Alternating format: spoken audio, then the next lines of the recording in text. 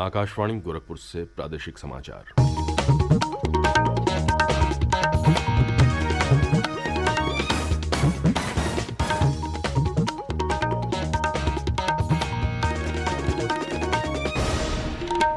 नमस्कार, समाचार बुलेटिन के साथ मैं विकास राय। पहले मुख्य समाचार। प्रदेश विधानसभा चुनाव के छठे चरण के लिए आज 10 जिलों की 57 सीटों के लिए कड़ी सुरक्षा व्यवस्था के बीच हो रहा है मतदान। इस चरण में 66 महिला प्रत्याशी समेत 676 उम्मीदवार हैं चुनावी मैदान में। विधानसभा चुनाव के 7वें और अंतिम चरण के लिए प्रचार अभियान जोरों पर। भाजपा के वरिष्ठ नेता और प्रधानमंत्री नरेंद्र मोदी ने कल सोनभद्र और गाजीपुर में चुनावी सभा को किया संबोधित।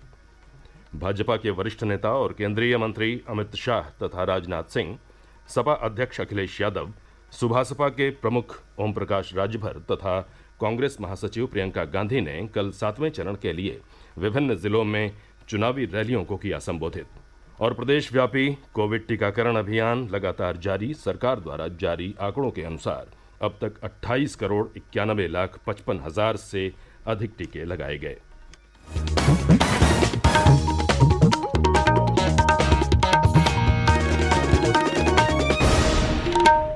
अब समाचार विस्तार से।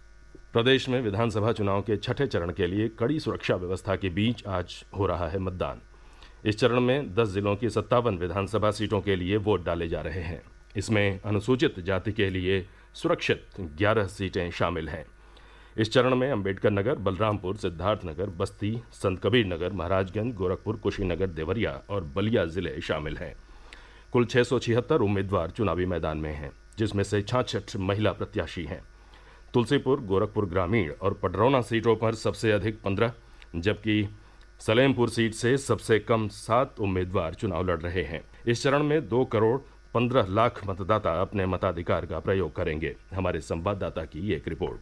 छठे चरण का मतदान कड़ी सुरक्षा व्यवस्था के बीच अब से कुछ देर पहले 7 बजे शुरू हो गया। इस चरण में पूर्वांचल के 10 जिलों में वोट डाले जा रहे हैं। छठे चरण में कई महत्वपूर्ण चेहरे चुनाव मैदान में हैं। सबकी निगाहें गोरखपुर शहर सीट पर टिकी हैं, जहां से मुख्यमंत्री योगी आदित्यनाथ पहली बार चुनाव लड़ रहे हैं। वहीं योगी सरकार के कई मंत्री भी इस चरण में चुनाव मैदान में हैं। इस चरण के प्रमुख उम्मीदवारों में शामिल हैं प्रदेश सरकार में मंत्री सूर्य प्रताप शाही, जय प्रताप सिंह, सतीश चंद्र द्विवेदी, जयप्रकाश निषाद, समाजवादी पार्टी के नेता प्रतिपक्ष राम गोविंद चौधरी, लालजी वर्मा, स्वामी प्रसाद मौर्य, राम अचल राजभर और कांग्रेस के प्रदेश अध्यक्ष अजय कुमार लल्लू। इस चरण की 57 सीटों में से 48 सीटों पर वर्ष 2017 के विधानसभा चुनाव में भाजपा गठबंधन ने जीत दर्ज की थी। वहीं बसपा को 5, सपा को 2, कांग्रेस को 1 सीट मिली थी, जबकि एक अन्य सीट पर निर्दलीय उम्मीदवार की जीत हुई थी। आकाशवाणी समाचार के लिए गोरखपुर से आदित्य शुक्ला। प्रदेश के मुख्य निर्वाचन अधिकारी अजय कुमार शुक्ला ने कल लखनऊ में पत्रकारों से बात करते हुए बताया कि मतदान निष्पक्ष और शांतिपूर्ण ढंग से संपन्न कराने के लिए सुरक्षा के कड़े इंतजाम किए गए हैं।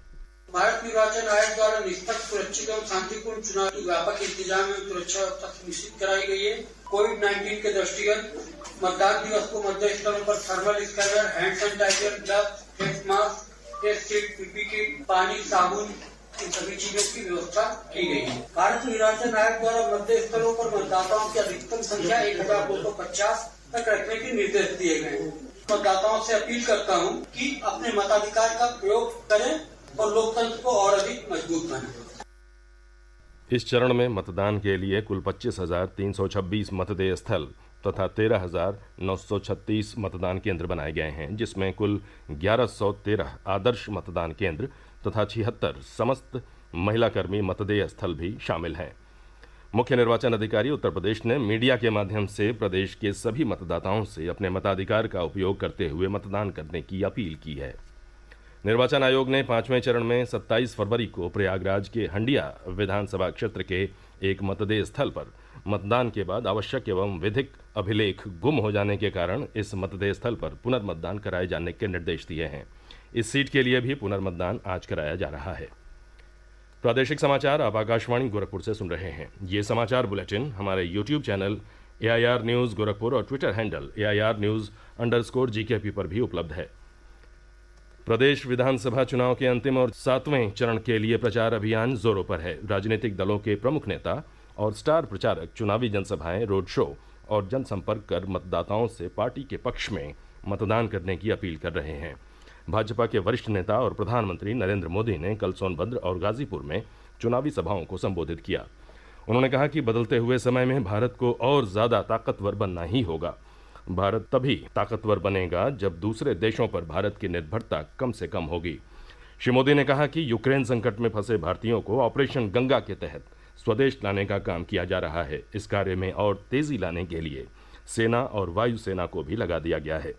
उन्होंने विपक्षी दलों पर निशाना साधते हुए कहा कि परिवारवाद को बढ़ावा देने वाले राजनीतिक दलों ने भारत का अपमान करने में कोई कसर नहीं छोड़ी है।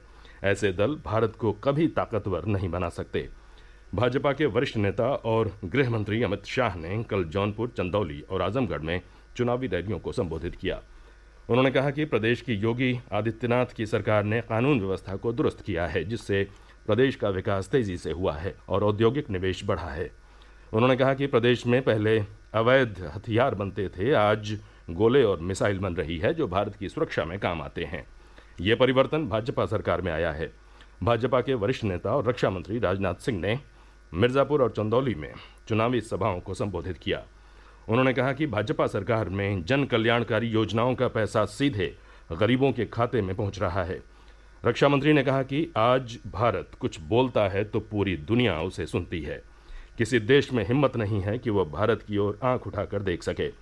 उन्होंने दावा किया कि उत्तर प्रदेश की जनता एक ही पार्टी की दोबारा सरकार बनाकर नया इतिहास लिखने जा रही है। अपना दल एस की राष्ट्रीय अध्यक्ष और केंद्रीय मंत्री अनुप्रिया पटेल ने मिर्जापुर में चुनावी जनसभा को संबोधित करते हुए कहा कि प्रधानमंत्री नरेंद्र मोदी और मुख्यमंत्री योगी आदित्यनाथ ने भ्रष्टाचार और अत्याचार को खत्म कर लोगों के जीवन को खुशहाल बनाया है। अनुप्रिया पटेल ने कहा कि पिछले 5 सालों में प्रदेश सरकार ने सड़क और एयर कनेक्टिविटी के क्षेत्र में काफ़ी काम किया है। शहरों और गांवों में भरपूर बिजली मिल रही है। भाजपा के प्रदेश अध्यक्ष स्वतंत्र देव सिंह ने कल मिर्जापुर के राजगढ़ स्थित कलवारी में चुनावी जनसभा को संबोधित किया।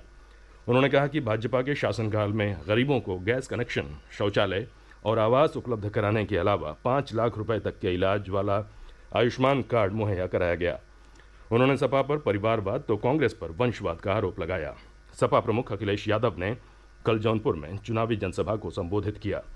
उन्होंने कहा कि भाजपा ने जनता से किए वादों को पूरा नहीं किया और सपा के शासनकाल में कराए गए कामों को अपना बताकर दुष्प्रचार कर रही है। उन्होंने कहा कि प्रदेश भर में 11 लाख सरकारी पद खाली हैं। सपा के सत्ता में आने पर इन पदों पर भर्ती की जाएगी। सुहेल देव भारतीय समाज पार्टी के राष्ट्रीय अध्यक्ष ओम प्रकाश राजभर ने भदोही और मिर्जापुर में चुनावी सभाओं को संबोधित किया। उन्होंने महंगाई के मुद्दे पर सरकार को घेरते हुए कहा कि भाजपा की सरकार में गैस सिलेंडर, पेट्रोल और डीजल के दाम दोगुने हो गए हैं। उन्होंने भाजपा सरकार को आरक्षण विरोधी बताया। कांग्रेस महासचिव प्रियंका गांधी ने मऊ जिले में जनसभाओं को संबोधित करते हुए कहा कि कांग्रेस जनता के न्याय के लिए संघर्ष करती है, जबकि अन्य दल जाति धर्म के आधार पर लोगों को बांटकर वोट की राजनीति करते हैं। उन्होंने कहा कि प्रदेश की जनता बेरोजगारी और महंगाई से जूझ रही है। किसानों को फसल का उचित मूल्य नहीं मिल रहा है। प्रदेश में टीकाकरण अभियान निरंतर संचालित किया जा रहा है। अब तक सरकार द्वारा जारी किए गए आंकड़ों के अनुसार 28,91,55,000 से अधिक टीके की खुराक दी गई है। अपर मुख्य सचिव चिकित्सा एवं स्वास्थ्य अमित मोहन प्रसाद ने बताया कि पिछले 24 घंटों में कोरोना संक्रमण के 217 नए मामले आए हैं। इस अवधि में 505 लोग स्वस्थ हो गए हैं। अब प्रदेश में कोरोना के 3006 सक्रिय मामले हैं। और अंत में मुख्य समाचार एक बार फिर। प्रदेश विधानसभा चुनाव के छठे चरण के लिए आज 10 जिलों की 57 सीटों के लिए कड़ी सुरक्षा व्यवस्था के बीच हो रहा है मतदान। इस चरण में 66 महिला प्रत्याशी समेत 676 उम्मीदवार हैं चुनावी मैदान में। विधानसभा चुनाव के 7वें और अंतिम चरण के लिए प्रचार अभियान जोरों पर। भाजपा के वरिष्ठ नेता और प्रधानमंत्री नरेंद्र मोदी ने कल सोनभद्र और गाजीपुर में चुनावी सभा को किया संबोधित। भाजपा के वरिष्ठ नेता और केंद्रीय मंत्री अमित शाह तथा राजनाथ सिंह, सपा अध्यक्ष अखिलेश यादव, सुभासपा के प्रमुख ओम प्रकाश राजभर तथा कांग्रेस महासचिव प्रियंका गांधी ने कल 7वें चरण के लिए विभिन्न जिलों में चुनावी रैलियों को किया संबोधित। और प्रदेशव्यापी कोविड टीकाकरण अभियान लगातार जारी। सरकार द्वारा जारी आंकड़ों के अनुसार अब तक 28,91,55,000 से अधिक टीके लगाए गए। इसी के साथ ये समाचार बुलेटिन समाप्त हुआ। नमस्कार। हैं।